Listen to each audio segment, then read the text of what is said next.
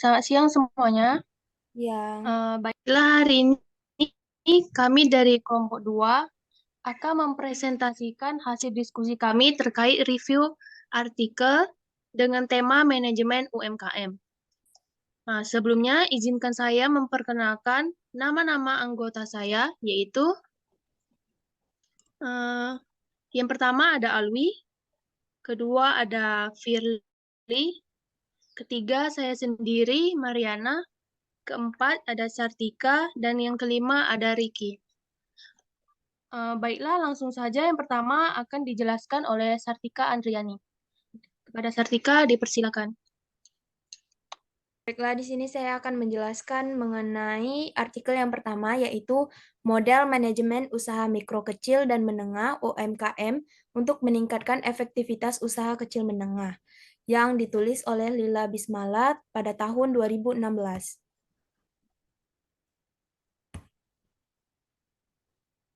Adapun pendahuluannya, UMKM sering dimasuki oleh pelaku usaha karena adanya ketidaksengajaan mereka, sehingga seorang pelaku UMKM masih kurang dalam pengetahuan, keterampilan, dan kemampuan untuk menjalankan usaha tersebut. Pelaku UMKM memerlukan pendampingan dari berbagai pihak, baik dari pemerintah, lingkungan sekitar, dan pendidikan. Ketika mengelola UMKM, diperlukan kreativitas tinggi, pantang menyerah, berani mengambil risiko, dan menemukan hal baru untuk kelangsungan usaha. Penulis bertanya seperti apa model manajemen UMKM yang tepat untuk digunakan. Tujuan dari penelitian ini tidak disebutkan oleh peneliti secara garis besar. Pendahuluan jurnal ini telah memberikan gambaran tentang pertanyaan penulis. Pada metodologi penelitian, penelitian bersifat eksploratif dan deskriptif dengan sampel yaitu sejumlah pelaku UMKM di wilayah Sumatera Utara. Data yang didapat dikumpulkan melalui angket dan wawancara. Lalu ada hasil penelitian dan pembahasan. Yang pertama, pelaku UMKM yang belum menerapkan manajemen secara konsisten dan komprehensif. Yang kedua, terdapat beberapa pelaku yang tidak mau menggunakan pinjaman dari bank karena proses yang rumit. Yang ketiga, tidak terdapat strategi pemasaran yang secara khusus digunakan oleh pelaku UMKM yang dapat merugikan pelaku usaha. Dan yang keempat, banyak pelaku UMKM yang belum melakukan pembukuan karena mengalami kesulitan dan diperlukannya ketelitian serta diperlukan pengetahuan yang luas. Simpulan, UMKM memiliki peran yang besar dalam perekonomian negara, sehingga diperlukan yang namanya model manajemen UMKM. Model manajemen UMKM meliputi manajemen sumber daya manusia, manajemen produksi, manajemen pemasaran, dan manajemen keuangan, serta pengukuran kinerja UMKM. Kemudian, model manajemen UMKM yang telah disebutkan akan dianalisis menggunakan SWOT untuk mendapat hasil yang efektif sebagai bentuk kelangsungan usaha. Nah, di sini kami mendapatkan keterbatasan penelitian dan rekomendasi. Yang pertama yaitu keterbatasan. Tidak terdapat tujuan penelitian. Yang kedua, tidak terdapat landasan teori. Yang ketiga, tidak terdapat kerangka pemikiran. Yang keempat, tidak disebutkan jenis penelitian. Yang kelima, tidak disebutkan berapa populasi pada penelitian ini. Adapun rekomendasi yang akan kami sampaikan yaitu sebaiknya peneliti memasukkan tujuan dari penelitian. Yang kedua, sebaiknya peneliti menjelaskan landasan teori sesuai dengan variabel yang digunakan. Yang ketiga, sebaiknya peneliti menggambarkan kerangka penelitian. Yang keempat, sebaiknya peneliti mengungkapkan jenis penelitian. Yang kelima, sebaiknya peneliti mengungkapkan berapa populasi untuk bisa mendapatkan sampel. Artikel yang kedua yaitu kesiapan manajemen UMKM di Surabaya menghadapi persaingan di era baru, yang ditulis oleh Yuli Ermawati dan Enda Supeni tahun 2021. Nah, adapun pendahuluan sebagai berikut. Di era revolusi industri 4.0 muncul dengan adanya digitalisasi dan otomasi yang mengubah cara kerja ekonomi global terutama di bidang UMKM. Para entrepreneur di Indonesia dalam melihat era revolusi industri 4.0 sebagai peluang untuk meningkatkan usahanya. Kemajuan UMKM menghadapi era baru memerlukan strategi yang tepat dan sesuai dengan kenyataan yang ada. Penelitian ini bertujuan untuk menganalisis hubungan antara skala usaha, produktivitas, akses pembiayaan, penerapan IT, kompetensi SDM, tingkat pendidikan, dan kemampuan inovasi untuk memperkuat UMKM menghadapi era baru. Yang kedua, ada metodologi penelitian. Populasi penelitian adalah semua UMKM di Surabaya sebanyak 260.762 UMKM pada tahun 2019. Pengumpulan sampel dengan teknik random sampling, jadi setiap data didapat dari kuesioner, kemudian dilakukan uji F, uji R2, dan uji statistik T. Hasil penelitian dan pembahasan. Yang pertama ada skala usaha tidak berpengaruh nyata terhadap kesiapan manajemen UMKM dalam menghadapi era baru. Yang kedua, produktivitas berpengaruh nyata terhadap kesiapan manajemen UMKM dalam menghadapi era baru. Yang ketiga, akses pembiayaan berpengaruh nyata terhadap kesiapan manajemen UMKM dalam menghadapi era baru. Yang keempat, penerapan IT berpengaruh nyata terhadap kesiapan manajemen UKM dalam menghadapi era baru. Yang kelima, kompetensi SDM berpengaruh nyata terhadap kesiapan manajemen UKM dalam menghadapi era baru. Yang keenam, tingkat pendidikan pemilik berpengaruh nyata terhadap kesiapan manajemen UKM dalam menghadapi era baru. Dan yang ketujuh, kemampuan inovasi berpengaruh nyata terhadap kesiapan manajemen UKM dalam menghadapi era baru. Baiklah, adapun kesimpulannya yaitu yang pertama, skala usaha tidak berpengaruh nyata terhadap kesiapan manajemen UKM dalam menghadapi era baru. Yang kedua, produktivitas berpengaruh nyata terhadap kesiapan manajemen UKM dalam menghadapi era baru. Yang ketiga, akses pembiayaan berpengaruh nyata terhadap kesiapan manajemen UKM dalam menghadapi era baru. Yang keempat, penerapan IT berpengaruh nyata terhadap kesiapan manajemen UKM dalam menghadapi era baru. Yang kelima, kompetensi SDM berpengaruh nyata terhadap kesiapan manajemen UKM dalam menghadapi era baru. Yang keenam, tingkat pendidikan pemilik berpengaruh nyata terhadap kesiapan manajemen UKM dalam menghadapi era baru. Dan yang ketujuh, kemampuan inovasi berpengaruh nyata terhadap kesiapan manajemen UKM dalam menghadapi era baru. Nah, langsung saja, adapun analisis yang telah kami lakukan mengenai keterbatasan ada 3, yaitu yang pertama, fenomena masih kurang menggambarkan penelitian. Yang kedua, tidak terdapat penjelasan metode penelitian yang digunakan. Yang ketiga, jenis penelitian tidak disebutkan. Adapun rekomendasi yang dapat kami sampaikan yaitu yang pertama, sebaiknya peneliti menjelaskan fenomena secara jelas. Yang kedua, sebaiknya peneliti memberikan penjelasan terkait metode yang digunakan. Yang ketiga, sebaiknya peneliti memasukkan jenis penelitian. Selanjutnya ada analisis strategi pengembangan usaha kopi luwak, studi kasus UMKM Keruh Kopi, Rangka Bali, Ciwidey, Bandung, yang ditulis oleh Sony Supriyatna dan Mimin Aminah pada tahun 2014. Pada pendahuluan, persaingan bisnis menjadi UMKM Keruh Kopi harus merumuskan serta mengimplementasikan strategi untuk dapat menenangkan pasar. Pihak manajemen ingin memperluas pasar dan membenahi beberapa aspek manajemen agar kedepannya UMKM Keruh Kopi mampu berkembang serta menjadi UMKM yang unggul. Terdapat beberapa pertanyaan penulis, salah satunya bagaimana gambaran usaha UMKM Keruh Kopi. Tujuan penelitian ini sendiri dilakukan untuk mendeskripsikan usaha UMKM Keruh Kopi, mengidentifikasi dan menganalisis faktor lingkungan internal dan eksternal yang mempengaruhi strategi pemasaran UMKM Keruh Kopi. Pada metodologi penelitian, terdapat 4 metodologi yang dipakai, yaitu pertama data primer pihak internal UMKM Keruh Kopi, data sekunder dari literatur perkembangan UMKM Jawa Barat. Yang ketiga, responder ada 4 orang. Metode pengolahannya menggunakan analisis deskriptif dengan pendekatan kualitatif dan kuantitatif. Hasil penelitian dan pembahasan. Hasil yang didapatkan dari penelitian ini yaitu sistem kerja pada UMKM Keruh Kopi belum terorganisir dengan baik dan relatif sederhana. Banyak job desk yang belum jelas, standar operasional prosedur belum dibuat secara tertulis. UMKM Keruh Kopi juga melakukan promosi melalui media sosial. Terdapat 6 faktor utama yang berpengaruh terhadap strategi UMKM Keruh Kopi, yaitu kondisi finansial perusahaan, SDM, sikap konsumen, teknologi informasi, produk, dan lokasi. Beberapa hal yang dapat dilakukan oleh UMKM Karah Coffee diantaranya membuat SOP, melakukan pertemuan-pertemuan rutin, pembagian kerja yang jelas dan terstruktur, serta sistem kompensasi yang jelas. Pihak UMKM dapat menjalin kerjasama dengan hotel serta tempat wisata yang berlokasi di sekitar kawasan wisata Ciwidey. Simpulan, beberapa hal yang dapat dilakukan UMKM Karah Coffee diantaranya membuat SOP, melakukan pertemuan rutin, pembagian kerja yang jelas dan terstruktur, serta sistem kompensasi yang jelas. Alternatif strategi pemasaran yang dapat dilakukan UMKM Karah Coffee diantaranya penguatan SDM pemasaran dan strategi integrasi ke depan. Lalu terdapat juga keterbatasan penelitian dan rekomendasi. Keterbatasan yang pertama yaitu hasil penelitian dengan simpulan kurang spesifik, yang kedua tidak memiliki landasan teori, yang ketiga peneliti ini tidak terdapat kerangka pemikiran.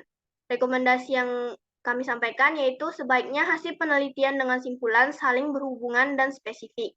Yang kedua, sebaiknya peneliti mencantumkan landasan teori yang dipakai. Yang ketiga, sebaiknya peneliti memberikan gambaran kerangka pemikiran. Jurnal selanjutnya yaitu pembiayaan usaha mikro, kecil, dan menengah sebagai solusi dalam meningkatkan produktivitas usaha pada UMKM Kabupaten Sorong, yang ditulis oleh Peter Laiwakabesi dan Frensa F. Lahalo pada tahun 2018.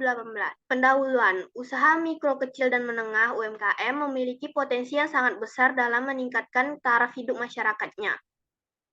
Hal ini ditunjukkan dari peranan UMKM dalam menyerap banyak tenaga kerja, pemerataan distribusi, hasil pembangunan dan penanggulangan kemiskinan, serta rendahnya produktivitas UMKM. Oleh karena itu, dalam rangka menjaga keberlangsungan kegiatan usaha, maka diperlukan pengetahuan, keterampilan, dan sikap perilaku untuk mengelola seluruh aspek usaha dengan baik. Metodologi penelitian yang dipakai pada jurnal ini tidak dijelaskan metode penelitian seperti apa yang digunakan secara rinci. Tidak terdapat seperti apa data yang digunakan, tidak terdapat rentang waktu, dan tidak dijelaskan berapa banyak data yang dipakai, tetapi hanya metode pendidikan masyarakat. Hasil penelitian dan pembahasan dalam jurnal ini yaitu survei pengenalan UMKM, yang kedua, pendataan UMKM sebagai evaluasi peningkatan usaha mikro, kecil, dan menengah pada Kabupaten Sorong. Yang ketiga, bimbingan teknis BIMTEK peningkatan produktivitas. Simpulan yang dapat kami sampaikan yaitu usaha mikro, kecil, dan menengah adalah salah satu bidang yang memberikan kontribusi yang signifikan dan mengacu pertumbuhan ekonomi Indonesia. Akan tetapi permasalahan yang dihadapi UMKM cukup kompleks, yaitu masih rendahnya produktivitas. Selain itu, UMKM juga dihadapkan pada terbatasnya akses pada sumber daya produktif, terutama terhadap permodalan, teknologi, informasi, dan pasar. Kurangnya permodalan yang kebanyakan UMKM mengandalkan pada modal dari pemilik yang jumlahnya sangat terbatas, sedangkan modal pinjaman dari bank atau lembaga keuangan lainnya sulit diperoleh karena persyaratan secara administratif dan teknis yang diminta oleh bank tidak dapat dipenuhi. Selanjutnya, keterbatasan penelitian dan rekomendasi. Yang pertama, keterbatasannya tidak terdapat rumusan masalah dan jurnal penelitian pada jurnal. Yang kedua, metode penelitian tidak dijelaskan secara akurat. Yang ketiga, tidak terdapat landasan teori. Yang keempat, hasil penelitian dengan simpulan tidak sesuai. Rekomendasi yang kami sampaikan yaitu, satu, sebaiknya peneliti mencantumkan rumusan masalah dan tujuan penelitian di dalam jurnal. Yang kedua, sebaiknya peneliti menjelaskan metode penelitian. Ketiga, sebaiknya peneliti memasukkan landasan teori. Yang keempat, sebaiknya hasil penelitian dan simpulan harus berhubungan. Selanjutnya ada jurnal manajemen usaha dan produksi pada usaha mikro, kecil, dan menengah atau UMKM di Desa Carang, Wulung, Wonosalam. Penulis Abdul Rohim dan Indra Kurniawan tahun 2017. Dahuluan, kondisi yang dialami oleh pelaku UMKM dari waktu ke waktu sudah bukan hal umum terjadi, di mana seperti kendala modal, sumber daya manusia, tenaga kerja, dan lain sebagainya, merupakan kondisi internal yang dialami oleh UMKM.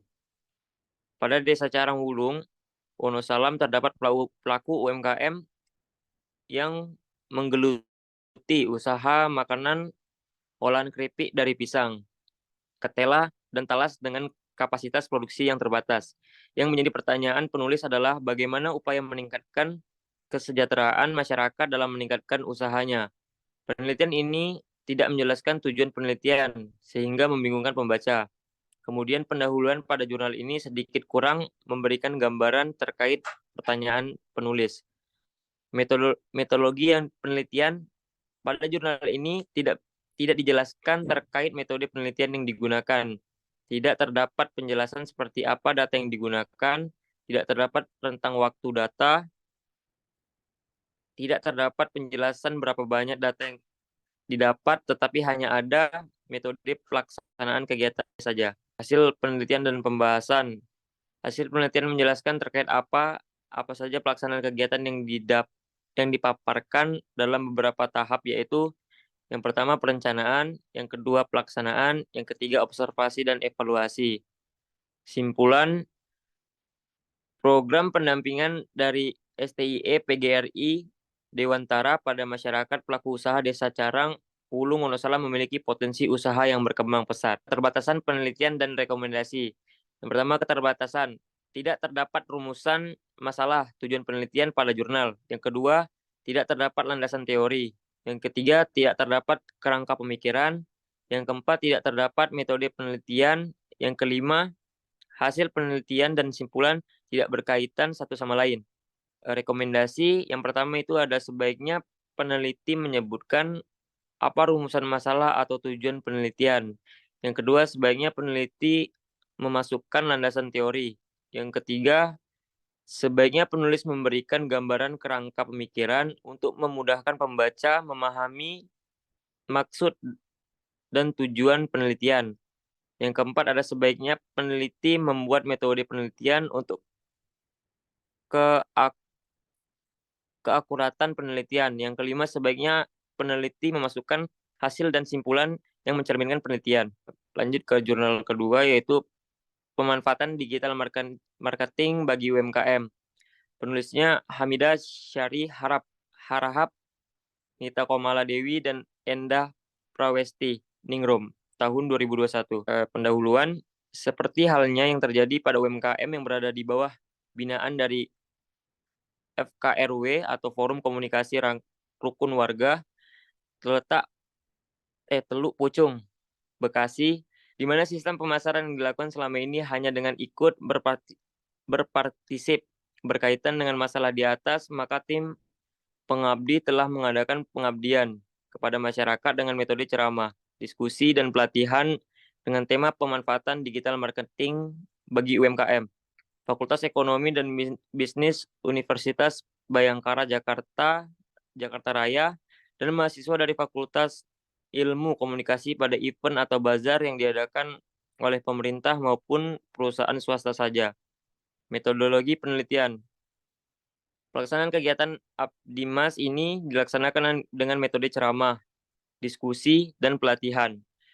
Peserta yang mengikuti kegiatan ini terdiri dari pelaku UMKM sebanyak 20 orang yang memiliki kriteria sesuai dengan persyaratan tim, yaitu belum memahami mengenai sistem digital marketing. Peserta 20 orang ini terdiri dari perwakilan UMKM kuliner 12 orang, UMKM jasa 5 orang, UMKM kerajinan tangan 3 orang. Hasil penelitian dan pembahasan. Dalam kegiatan Abdimas ini, hasilnya dituangkan dalam bentuk sosialisasi dan pelatihan kepada pelaku UMKM selaku peserta kegiatan. Ceramah yang dilaksanakan dengan memberikan informasi dan ilmu mengenai digital marketing untuk pemasaran. Pelatihan yang diberikan oleh narasumber tentang pembuatan konten atau caption yang berkaitan dengan digital marketing melalui sosial media.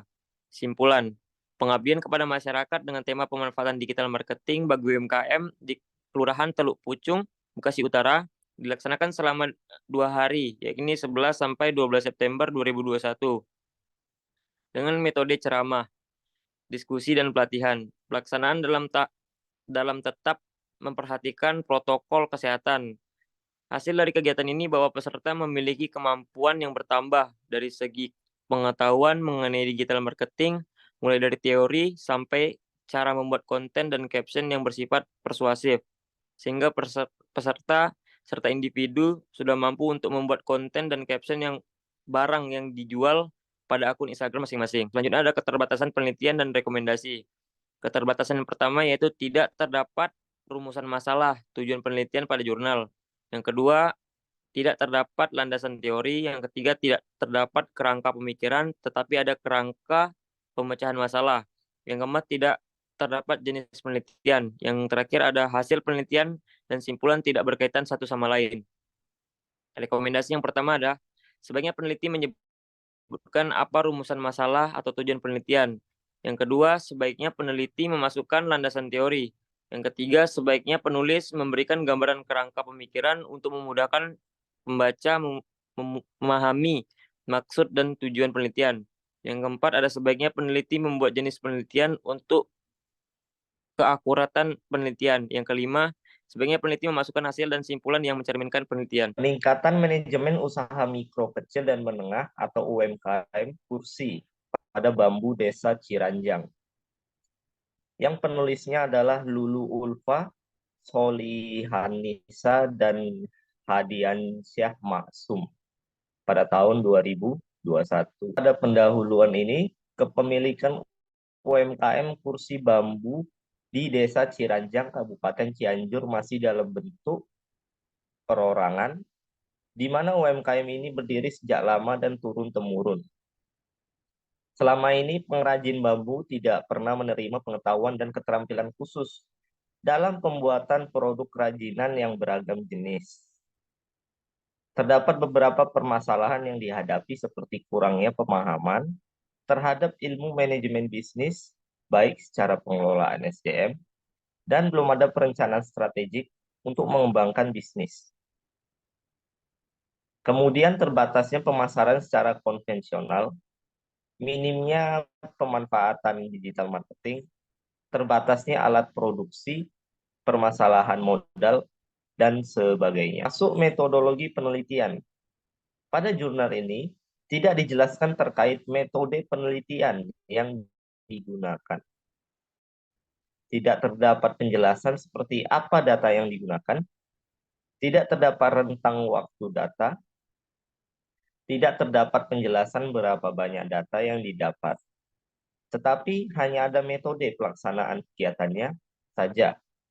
Seperti contohnya tahap persiapan, tahap pelaksanaan, tahap monitoring, dan tahap evaluasi. Dalam hasil tahap persiapan, masuk simpulan, pelatihan ini membantu UMKM dalam memberikan informasi, dukungan,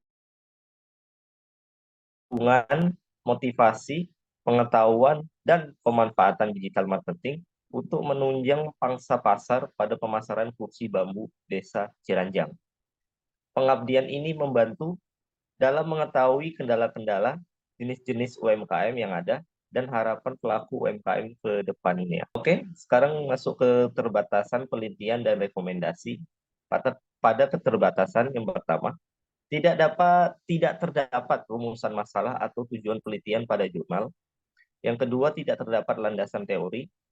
Yang ketiga, tidak terdapat kerangka pemikiran, tetapi ada kerangka pemecahan masalah.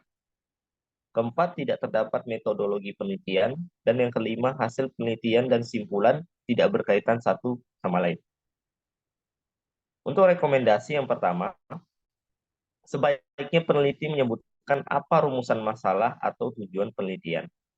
Yang kedua, sebaiknya peneliti memasukkan landasan teori. Yang ketiga, sebaiknya penulis memberikan gambaran kerangka pemikiran untuk memudahkan pembaca memahami maksud dan tujuan penelitian. Yang keempat, sebaiknya peneliti membuat metode penelitian untuk keakuratan penelitian. Dan terakhir yang kelima, sebaiknya peneliti memasukkan hasil dan simpulan yang mencerminkan penelitian.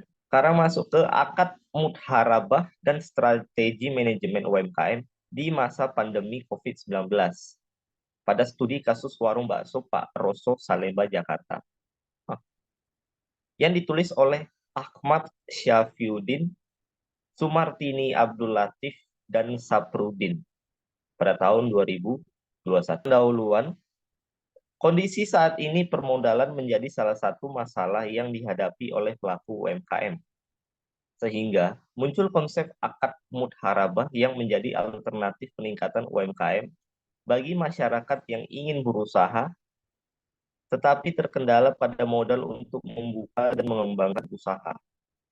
Pada penelitian ini, yang menjadi pertanyaan penulis adalah bagaimana akad mudharabah ini menjadi strategi UMKM yang tepat. Namun, tujuan penelitian yang kurang jelas ini digambarkan sehingga membingungkan pembaca. Pendahuluan pada jurnal ini sedikit kurang memberikan gambaran terkait pertanyaan penulis. Nah, metodologi penelitian ini yang digunakan pada penelitian adalah metode pendekatan kualitatif, di mana untuk mengetahui UKM terhadap akad mudharabah yang dilihat dari ekonomi Islam. Jenis penelitian yang digunakan adalah studi lapangan. Penelitian studi lapangan dilakukan dengan metode wawancara, observasi, dan dokumentasi. Objek penelitian adalah usaha warung bakso Pak Roso, dan subjek penelitian adalah Pak Rosonya sendiri sebagai pemilik usaha. Data yang digunakan adalah data primer dan data sekunder. Dalam hasil penelitian dan pembahasan ini, yang pertama, akad mudharabah sebagai landasan kerjasama perjanjian pembiayaan UMKM untuk pengembangan usaha sesuai dengan syariat Islam yang memerlukan modal. Yang kedua, permodalan ini dilakukan oleh Pak Roso sendiri pada tahun 2017, di mana perjanjian akad mudharabah antara Bank Muamalat dengan Pak Roso selama 5 tahun sebesar 500 juta rupiah. Yang tiga, strategi manajemen yang digunakan untuk mencapai perjanjian sesuai akad mudharabah pada warung bakso Pak Roso adalah dengan strategi pemasaran melalui pemasaran media sosial seperti Instagram, Facebook, website, dan lain-lain. 4. Karena adanya pandemi COVID-19, menyebabkan Pak Roso menggunakan kesepakatan akad mudharabah ini untuk menjadi salah satu sumber dana yang membantu kelangsungan usahanya. Simpulan, yang pertama, akad mudharabah sebagai salah satu konsep ekonomi Islam yang ikut mendorong kemajuan ekonomi Islam karena bantuan pembiayaan atau modal dalam bentuk kerjasama yang memberikan semangat bagi yang kesulitan mendapatkan modal. 2. Manajemen strategi dinilai efektif saat menghadapi pandemi, walaupun keuntungan yang didapat ini tidak sama sebelum terjadinya pandemi. Lalu yang ketiga, kesulitan yang terjadi pada permodalan UMKM diatasi dengan mencari modal usaha secara selektif dan efektif melalui akad muharabah ini dan jenis modal usaha lainnya. Keterbatasan penelitian dan rekomendasinya. Pada keterbatasan pertama, fenomena tidak terlalu jelas. Yang kedua, tidak terdapat rumusan masalah atau tujuan penelitian pada jurnal. Yang ketiga, tidak terdapat kerangka pemikiran. Terakhir, 4, tidak terdapat teknik pengelolaan data. Rekomendasi, yang pertama ini sebaiknya peneliti harus menggambarkan secara jelas terkait fenomena.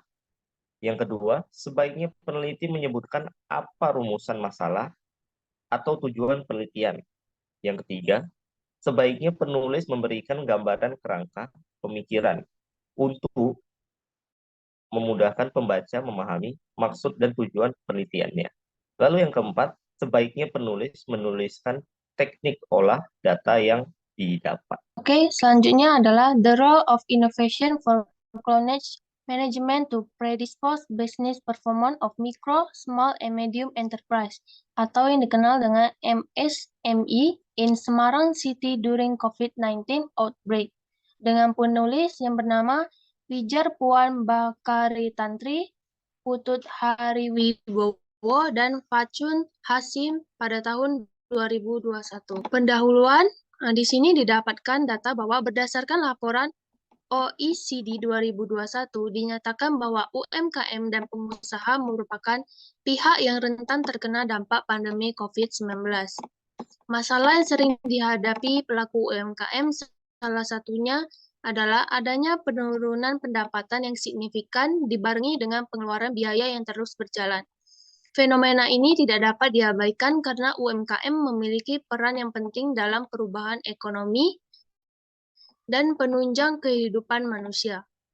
Berdasarkan keterangan yang sudah dijabarkan, penulis bertujuan melakukan penelitian pada pelaku UMKM yang ada di Kota Semarang dalam menghadapi era wabah yang terjadi saat ini. Pendahuluan pada jurnal ini telah memberikan gambaran terkait pertanyaan penulis walaupun tidak secara jelas. metodologi penelitian. Sampel penelitian adalah pekerja dari 176 UMKM, termasuk yang mengalami pengaruh knowledge, manajemen, dan inovasi pada kinerja bisnis UMKM selama terjadinya pandemi COVID-19.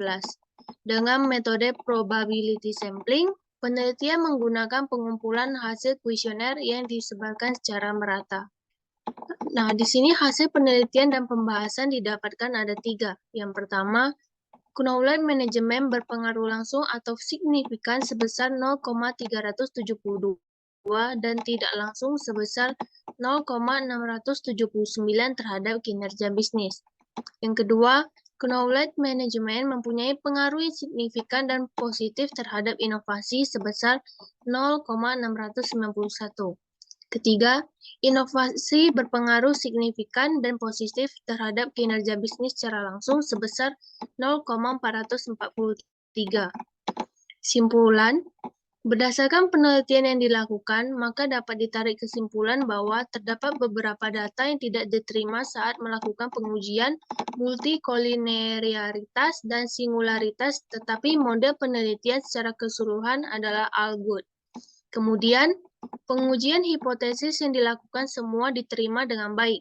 Setiap hasil yang didapat menjawab pertanyaan dari penulis, di mana untuk menemukan pembuktian yang berbeda dari penelitian yang telah dilakukan sebelumnya oleh peneliti lain. Keterbatasan penelitian dan rekomendasi. Terdapat 3 keterbatasan, yaitu yang pertama, fenomena yang tidak terlalu jelas. Yang kedua, tidak menyebutkan jenis penelitian dan populasi yang digunakan. Yang ketiga, pada metode penelitian tidak dituliskan pengujian yang digunakan. Kemudian rekomendasi yang kami ajukan yaitu, pertama, sebaiknya peneliti perlu menaruh perhatian yang lebih luas pada fenomena yang terjadi saat melakukan penelitian. Yang kedua, sebaiknya peneliti menyebutkan jenis penelitian yang digunakan serta populasi untuk mendapatkan sampel. 3. Sebaiknya peneliti menjabarkan atau menjelaskan terkait pengujian yang dilakukan pada metode penelitian. Jurnal kedua yaitu Managing MSME Innovation Performance, Analysis of Knowledge-Oriented Leadership and Knowledge Management Capability, dengan penulis yaitu Suroso, Dewiana Novitasari, Yunianto Agung Nugroho, Gusli Cidir, dan Mas Duki Asbari tahun 2021.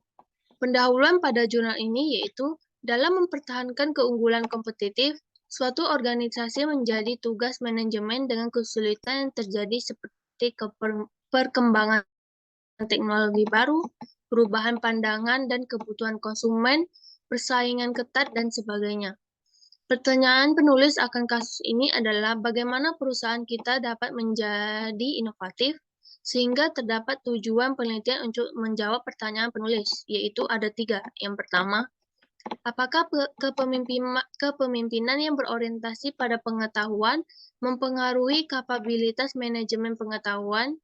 Yang kedua, apakah kapabilitas manajemen pengetahuan mempengaruhi kinerja inovasi? Yang ketiga, apakah kemampuan manajemen pengetahuan bertindak sebagai mediator dalam hubungan antara kepemimpinan berorientasi pengetahuan dan kinerja inovasi?